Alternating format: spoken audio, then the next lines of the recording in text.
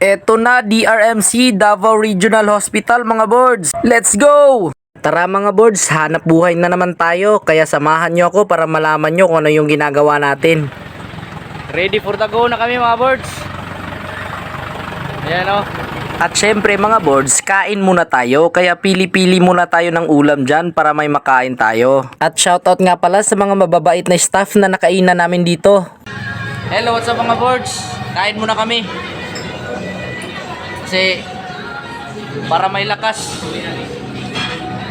Ayan. Yan yung ulam namin mga boards oh. Ayan mga boards. Ayos. At dito ay nakarating na kami sa DRMC mga boards, Davao Regional Hospital. At nakaparking na nga itong truck namin kaya ready na ito para didiskargahan na. Alam nyo ba mga boards na itong bigas na ito ay gagamitin at lulutuin para sa mga pasyente na nandoon sa loob ng ospital mga boards. At dito kung makikita nyo ay unti-unti na naming dinidiskargahan ito.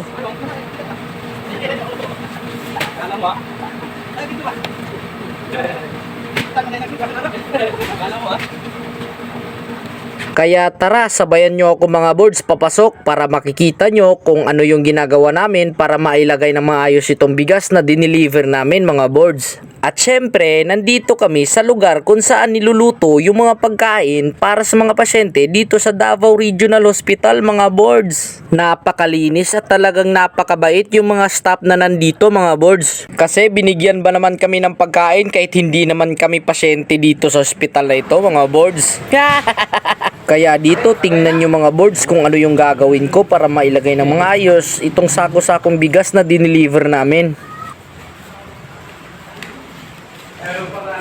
At syempre kapag natapos na kami ay nahihirapan at napapagod din kami kaya ito yung mga sinabi ko. Hello mga boards, ganito kami pagkatapos nahihirapan na kami, tapos wala na kaming lakas, tapos kakain na kami para meron naman kaming lakas, tapos at yun lang mga boards, ganito talaga kami pag natapos, tapos talaga.